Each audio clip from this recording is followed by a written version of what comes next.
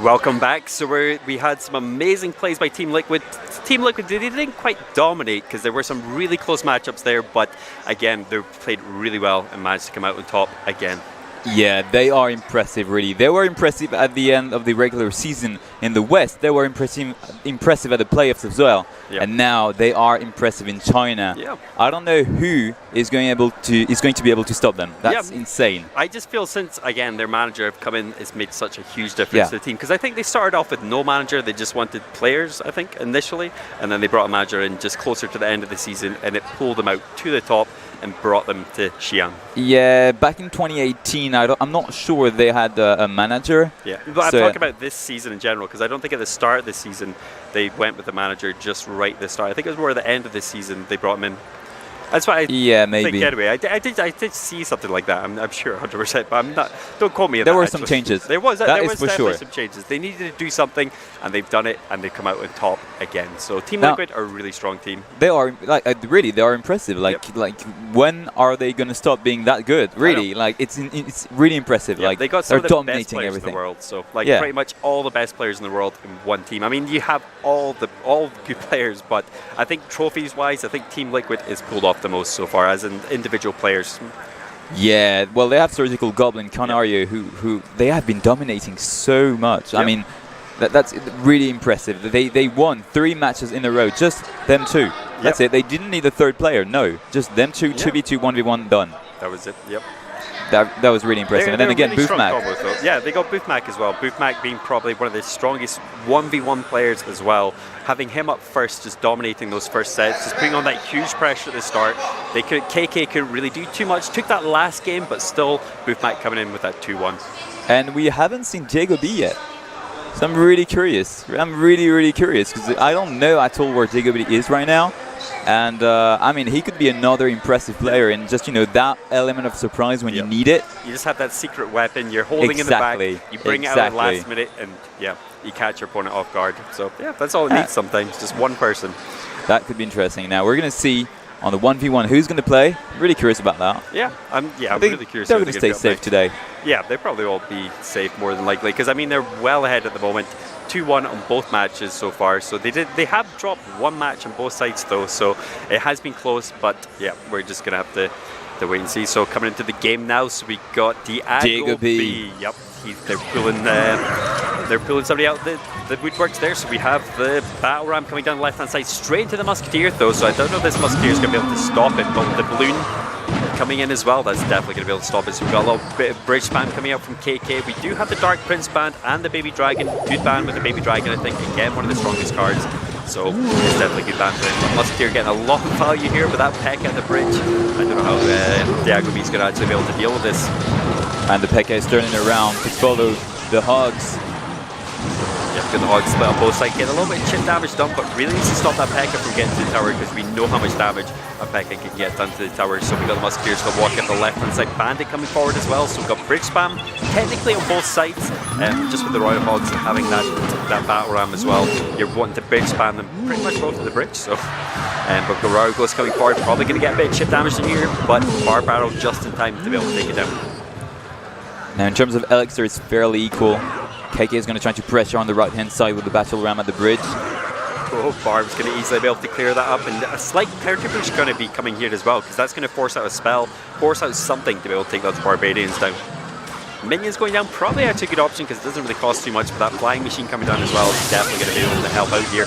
Electros are going down, so KK is spending a lot of elixir to try and take this push down, and flying machine still getting a huge connection to the tower there with full HP. And now Diego B is ahead in terms of damage, fairly equal again in terms of elixir. Team Liquid is looking good. Yeah, Team Liquid is dominating right now. So we have Royal Hogs coming again, split on both sides. I really like this deck though. It's one of those decks where you can split up on both sides. You can pull your opponent, force them to put units down, which they don't want to do both sides. Yeah, it's a good huge amount of elixir. It's a good fireball bait, but there is no fireball for KK, so that's even more interesting. Yep. I think if he did have Fireball, this would definitely be a different game. I think Diego B is trying to maybe see if his opponent has got Fireball, but no Fireball yet. We haven't even seen a big spell yet. Potentially Poison, but I'm not too sure what this last card is going to be. Yeah, it's a Poison. We do have Poison as well doesn't actually take down the Royal Hogs as well. It struggles taking Royal Hogs. We've got an aggressive Poison coming down the left-hand side. It's going to get huge value off taking that Musketeer down as well. Still got to deal with this P.E.K.K.A on the right-hand side though. Bandit charging forward to the tower. Tower going to go down. Tower, yeah. He cannot defend this. I think he overcommitted on the opposing lane, so he just could not stop that P.E.K.K.A. He just left that P.E.K.K.A and walked down the lane. So that was honestly unexpected. Like there was just a P.E.K.K.A and then down the right-hand side, and that was it. Yeah. He just couldn't defend it. It just takes a little bit of overcommitting though to be able to just lose that, I think. Yeah, really, like that. I mean, we don't really see this often in CRL because usually the players do not overcommit. It was a huge amount. Like, so he put the Royal Hogs down, he put the Bats down, and the P.E.K.K.A was there, defended it, walked forward, and there was just nothing to deal with that P.E.K.K.A. I mean, P.E.K.K.A is normally really easy to clear up, but if you haven't got the cars to kite it away or take it down really fast, how are you supposed to deal with the P.E.K.K.A? Yeah, exactly. Just walks through everything in the HP it's got. It's quite unusual to see just a P.E.K.K.A walk into the tower and that's it. That end of the game. I was like, really unusual, but again, if you overcommit Elixir, it's like it's going to happen. So because P.E.K.K.A, even it's kind of one of those cards where you don't think it's going to get the damage done, and it actually just walks straight through to your tower. Sometimes you're like, I mean, it's a P.E.K.K.A. It's never going to go to the tower. It's fine. I'll find a way to defend it, and then in the end, it just connects, and you're like, well.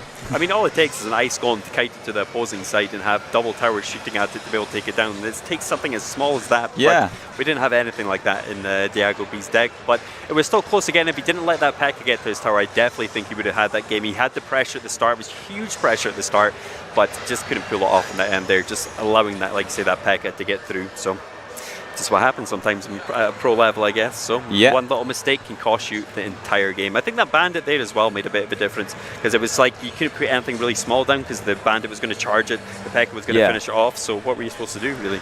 Yeah, he couldn't do anything really. I mean, we've seen it. I mean, just the push was just walking to the tower, and that's it. I mean, really, nothing happened. Yeah, I think he used his Barbarians on the left-hand side to actually stop the Battle Ram as well. So I think the Barbarians were probably the key to actually taking out the P.E.K.K.A, putting them in the middle. But he got huge value from that Poison, took out the Musketeer, took out the Barbarians, and then had that push on the right-hand side with the P.E.K.K.A. So no Barbarians, can't stop a P.E.K.K.A. Exactly. Now we're going to have another game. We are.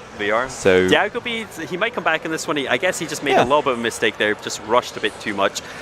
So you never know. He might be able to come back in these next two matches. So but we'll see. Team Liquid are looking really strong. They've won the majority of the matches so far. So yeah, they have. So I don't know. We're going to have to see if they're going to be able to come back here. And again, Diago B is training with the best. I mean, we've seen Canario, Surgical, and Booth Mac. I am sure he's gonna go. I'm gonna do it. He's gonna go. I cannot speak. What's happening right now?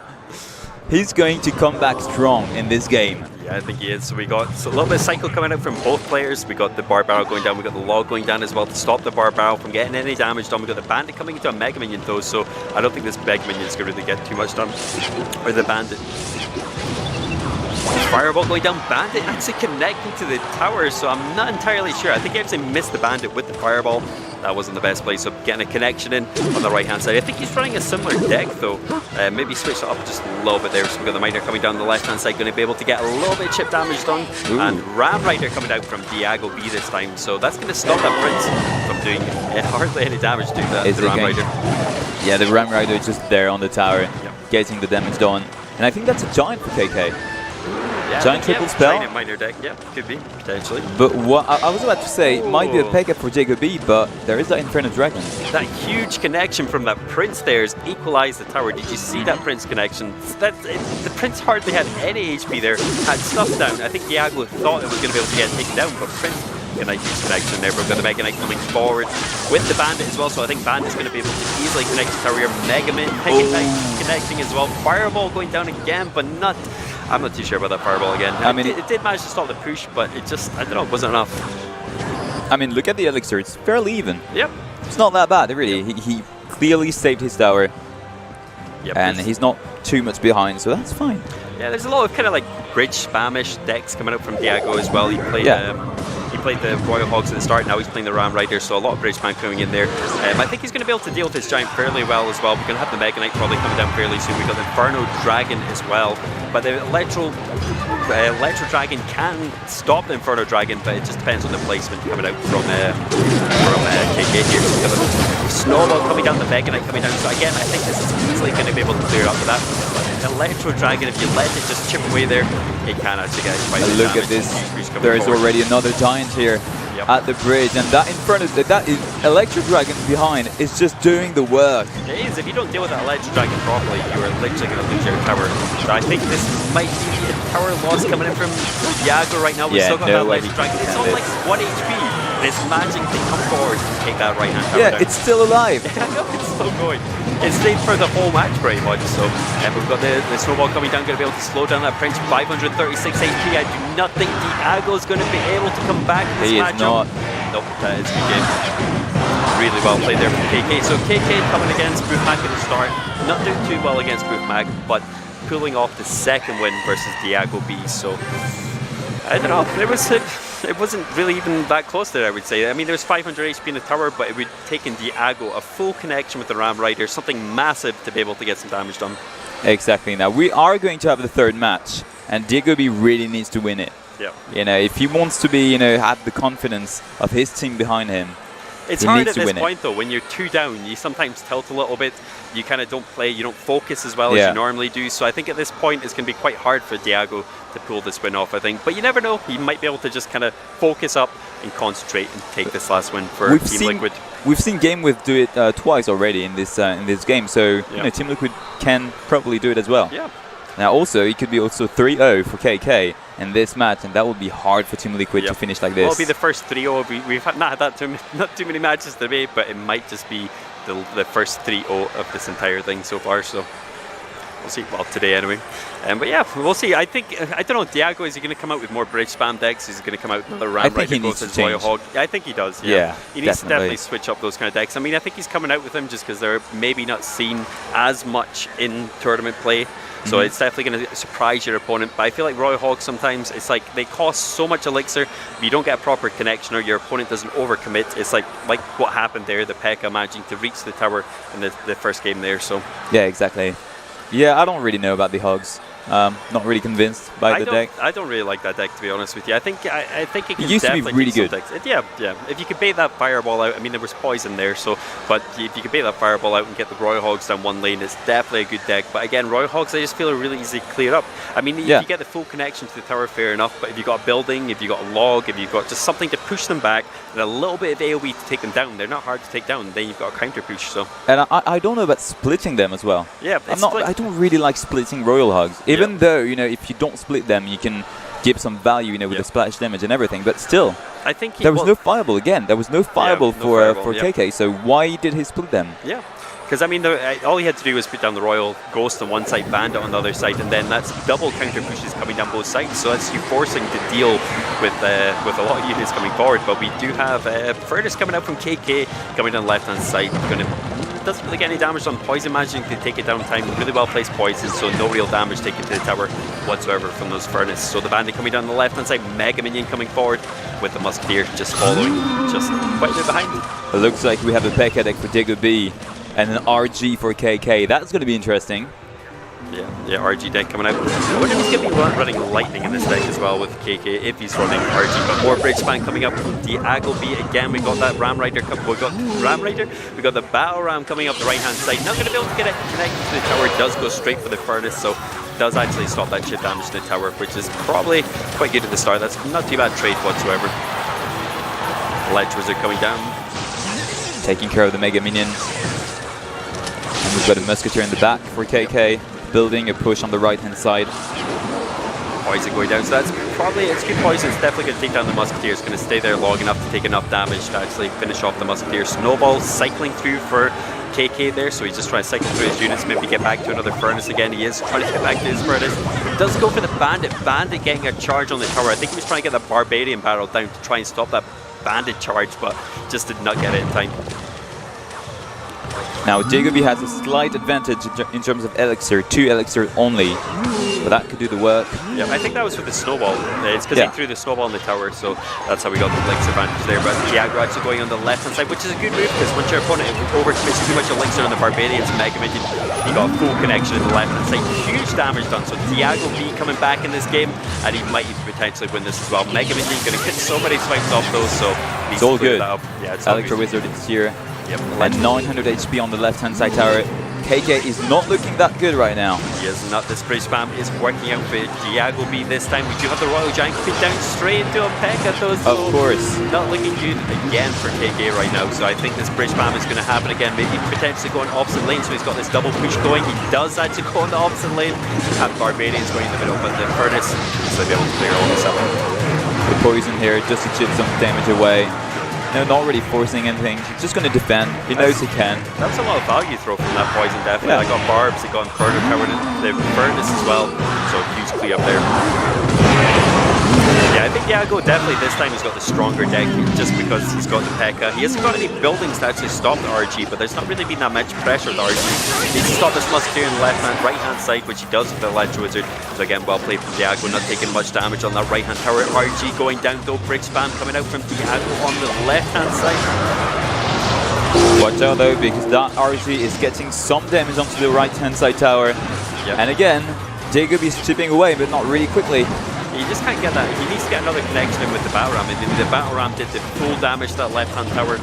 So if he can't get that connection again, he's just going to lose. So it's quite, I mean, Barbs especially, to try and stop all this bridge spam is definitely the way to go, I think, to stop bridge spam, just having Barbs in your deck. And now there is another RG with Barbarians in front. And this is starting to be a bit complicated for Jacob B. Coming forward, Lightning going down. He could... Oh. 166, another lightning for KK. Now, of course, Jacob is going to pressure on the left-hand side. He's going to try and take that tower really quickly. Diago still could have that. The minions actually connect. Oh, the Bandit. Bandit coming forward. And that's going to be it. That's going to be a game. Really well played there from Diago. I honestly thought he lost his tower on the right-hand side when those RGs got those shot off there. I thought there was going to be a lightning cycle, and that was going to be game. But again, yeah. Diago B coming back there. I mean, the only thing he could do at this point was just, going for the left-hand side tower, just going all in. Yeah. That's what he did. Yeah, I think it was perfect from Diago there. He knew how to play it. He did take a lot of damage because he doesn't have any buildings to stop the Royal Giant, but going in that opposing lane is what you want to do every single time when you're coming against a heavy deck like that, if they're overcommitting on the left, right, one of the lanes. So. Yeah, exactly. So Jacob did come back. He did. Yep. We said it. Yeah, he would eventually. I think he just needed a couple games to get there. So. Yeah, exactly. Yeah, but KK still played very well, like especially just before the end of the game. He was really getting some damage every time with the RG, despite having a P.E.K.K.A on the other side. Yep, it's just double elixir stage. I guess that cycle is just a lot faster, getting that RG back again. And he did get some really good defense off there as well, stopping that connections with the Battle Ram. I think he stopped it twice near the end there, but that final one just managed to just pull off in the end with the Battle Ram, with the Bandit coming forward. So yeah, we've seen KK really struggling with the Bandit every single time. The Bandit though, it's just like when it charges, it's invincible, so it's like you can't do anything against it. That's why I'm trying to max out mine. I think mine's 12 out of 20 at the moment, so 8 more cards and I'll get that Bandit max and I'll be taking it straight to ladder. So, but it's just one of those cards. Really strong. It's just it's just hard to stop. I mean, with the charge, it's like just charges all over the place. So you need something big like a P.E.K.K.A, mini P.E.K.K.A to actually stop it. But even then, if it charges into a mini P.E.K.K.A, it gets so much damage done again. So yeah, exactly. It can counter pretty much a Prince walking forward to the tower pretty much, I think, as well. So because the Prince actually does not get that charge in. And it's so annoying when you're trying to defend a push and there's a Bandit just dashing around. It's insane. It is. It's such a, even though it's one of those cards that are quite weak, but at the same time it's strong if you have kind of loads of stuff just spaced out so it can just charge to everything. Yeah. So it's just one of those cards. It's just a really strong card. I can't actually wait to max out. Give me a month or two and I'll get that card maxed out, no problem. So just with the token system, I think the token system's a really good system because I think a lot of people can just get their legendaries maxed out. Otherwise it would take you probably a really long time to be able to do that. Yeah, it's really interesting that you can actually max, at least level up a deck that you play and that you like, rather than having to wait for all the cards. I don't want E-Barbs, for example. You don't want E-Barbs. I don't want this. Mike's still I can give it away. Level 12. It's fine. I think I got them to level 12 when E-Barbs were at its peak where they were so strong, but I never put it to max. Yeah. I'm never going to either. I don't think anyway. So unless it gets a buff, they might do something to the card that forces me to max out that card and play that card again. But I don't think I'll be playing anytime soon. Well, Clash Royale said they will do some rework of certain cards that are not like they would like it to be. So, maybe Barbs is on the list. We'll see. We'll wait and see. Right, we're going to go to a short break again, so we'll see you guys soon.